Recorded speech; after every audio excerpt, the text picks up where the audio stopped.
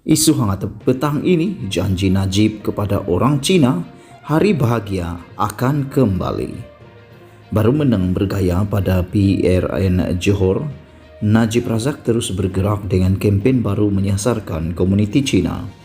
Pagi ini, Najib menjadi pemberi ucap tama pada sidang Kemuncak Perniagaan dan Pelaburan Pulau Pinang (PBIS) yang turut menyentuh berkaitan politik yang ditujukan buat komuniti Cina. Dalam ucapannya, Najib menyerang DAP dan Pakatan Harapan yang memerintah Pulau Pinang sejak 2008. Agak sukar untuk saya percaya yang ramai orang Cina percaya propaganda DAP bahawa saya pernah sebut apalagi Cina mahu. Hanya kerana DAP selalu menyebarkan gambar muka surat hadapan, sebuah surat kabar Melayu mengandungi kata-kata itu, dan kebetulannya gambar muka saya juga ada di muka surat berkenan. Saya ulang, saya tidak pernah dan tidak akan sebut kata-kata itu yang saya lihat sangat tidak sensitif dan bongkak. Memang bukan saya, kata Najib. Najib membidas DAP dan PH kerana memotong peruntukan buat College University Tunku Abdul Rahman, gagal memansuhkan bayaran tol seperti dijanjikan, dan projek tambakan lautan selatan Pulau Pinang yang katanya berbahaya untuk alam sekitar.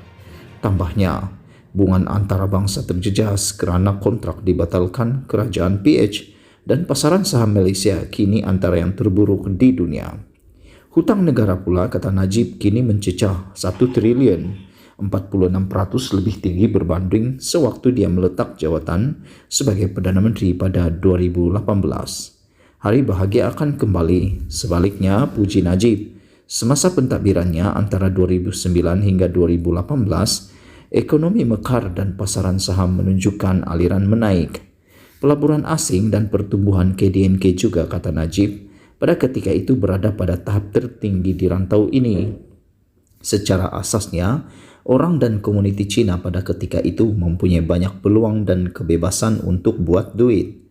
Kerajaan tidak pernah menyekat sesiapa atau mana-mana komuniti daripada membuat duit, kata Najib. Dakwanya, banyak orang Cina memberitahunya yang mereka menyalahkan kerajaan PH atas kemerosotan pasaran saham dan ekonomi yang semakin lembab. Dia mendakwa menerima aduan bahawa pentadbiran PH terdahulu menjadikan komuniti Cina sebagai mangsa menerusi tuntutan cukai pendapatan yang tidak adil. Mereka beritahu saya PH ini cuma hui chiang pui hui zo, atau tahu cakap saja tapi tidak dapat buat, kata Najib mengungkapkan pepatah itu dalam bahasa Mandarin. Selepas membentangkan hujah, Najib mencadangkan jalan keluar. Katanya, Malaysia memerlukan BN untuk kembali berkuasa dalam satu keadaan yang benar-benar berbagai kaum. Saya janjikan ini kepada anda, jika Malaysia mengembalikan kerajaan pelbagai kaum BN yang kuat dengan majoriti kukuh dengan rekod prestasi kami, saya boleh jamin bahawa pasaran saham akan rancak sekali lagi, pelabur asing akan berlumba-lumba ke negara kita, dan hari-hari yang bahagia akan kembali. Kita tidak boleh memperjudikan nasib sekali lagi, memandangkan pandemik dan mimpi ngeri 4 tahun kebelakangan ini telah memberi kesan yang besar ke atas Malaysia. Jadi tolonglah kami dan tolonglah negara kita ini dan tolonglah seluruh rakyat Malaysia, kata Najib.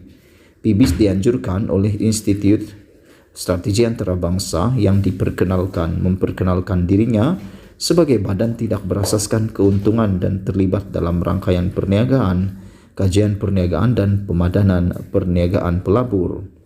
ISIS diketuai oleh Chia Chuan Yong. Pada Disember, ISIS menjemput Najib sebagai pemberi ucap tama di satu lagi persidangan dikenali sebagai Forum Ekonomi Cina Sedunia di Kuala Lumpur. Sekian isu hangat petang ini. Jangan lupa tinggalkan komen anda. Kita jumpa lagi. Bye-bye.